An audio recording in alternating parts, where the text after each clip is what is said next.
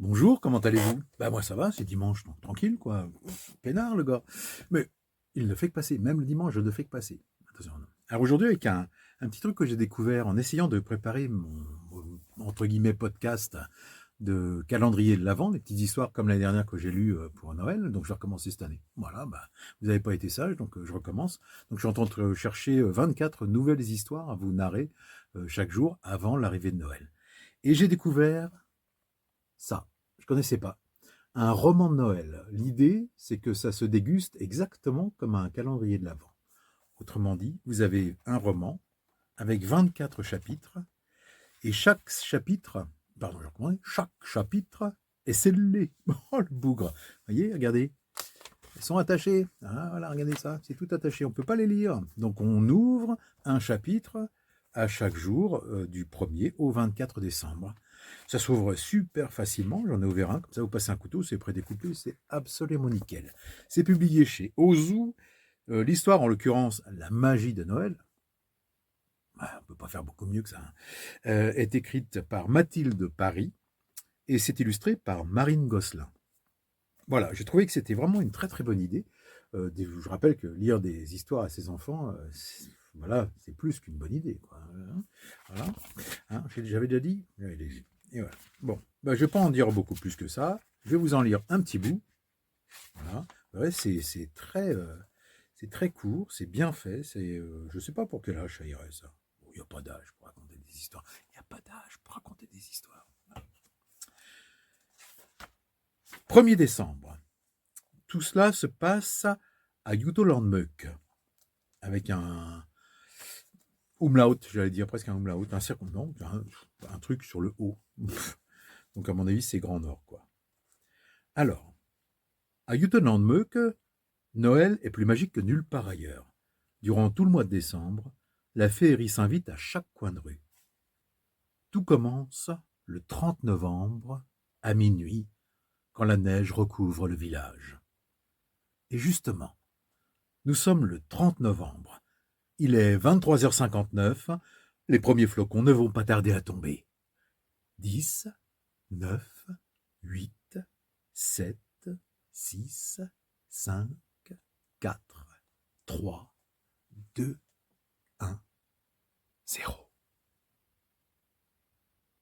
Rien. Mais que se passe-t-il à Jutolandmøk? Premier chapitre, 1er décembre. Enfant au rapport. Où est passé mon bonnet hibou rouge? Se demande Cléo en retournant toute sa chambre. Je l'avais rangé dans ce tiroir l'année dernière, s'énerve-t-elle. À Jutolandmøk, la tradition est claire. En décembre, tout le monde doit porter ses plus beaux accessoires rouges, verts et dorés. Écharpes à paillettes, bonnets de lutin, chaussures brillantes, peu importe, pourvu que ce soit dans l'esprit de Noël. Père Joël dirige les festivités. C'est lui le chef du village tout au long du mois de décembre. Cléo a des étoiles plein les yeux en pensant aux prochaines surprises du vieil homme. Elle a hâte de retrouver ses copains Marius, Abby et Liam à l'école pour s'émerveiller des lumières, imaginer leurs cadeaux et commencer une gigantesque badaille de neige, comme tous les 1er décembre. Mais son œil est attiré par quelque chose.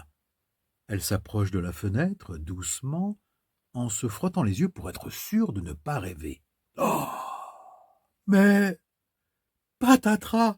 crie-t-elle en mettant ses 2 mains devant sa bouche. « Il n'a pas neigé !» Cléo ouvre la fenêtre, tourne la tête dans tous les sens pour vérifier. Pas un centimètre de neige, même pas un millimètre. Elle attrape son bonnet hibou qu'elle a finalement trouvé, son cartable, et court dans la cuisine. Elle y trouve ses parents en train de prendre leur petit déjeuner. « Vous avez vu ?» demande-t-elle, catastrophée, en montrant la fenêtre. « Oui, oui, super, ton bonnet hibou, » répond son père sans lever les yeux de son journal. « Passe une bonne journée, » dit sa mère machinalement. « Patate chaude et crotte de renne, les adultes ne se rendent compte de rien ou quoi? Vite, il faut qu'on fasse une réunion d'urgence à l'école. » Ni une ni deux, Cléo part en courant. Quand elle arrive, essoufflée, dans la cour, ses 3 copains sont déjà là. « Salut, tout le monde !» dit-elle. Ses amis lui laissent à peine le temps de reprendre sa respiration et se mettent à parler tous en même temps.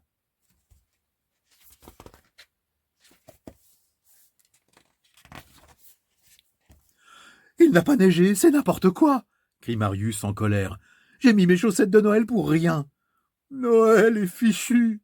pleurniche Liam. « Moi, j'ai vu le docteur entrer chez Père Joël ce matin !» déclare Abby. Aussitôt, le silence se fait. La colère de Marius retombe et Liam essuie ses fausses larmes. « Qu'est-ce que tu as dit ?» demande Cléo. Alors, Abby répète doucement, avec un air de conspiratrice. « J'ai dit que ce matin, j'ai allumé ma bougie du 1er décembre. J'ai regardé par la fenêtre, et là, j'ai tourné la tête à droite, à gauche, et je me disais, c'est pas possible. Mais si, il n'avait pas neigé. Et puis, soudain, oh, plus vite, Abby, râle Marius. J'ai vu le docteur entrer chez Père Joël. Ils n'ont pas le temps d'en parler davantage, car la directrice leur dit « Bonjour les enfants, votre maîtresse, Madame Grammaire, est absente. Vous pouvez rentrer chez vous, nous allons prévenir vos parents. » Abby, Marius, Cléo et Liam se regardent. Finalement, c'est Abby qui rompt le silence. « Pas de neige ? Le doc chez Père Joël ? La maîtresse absente ? Qu'est-ce qui se passe dans notre village ? »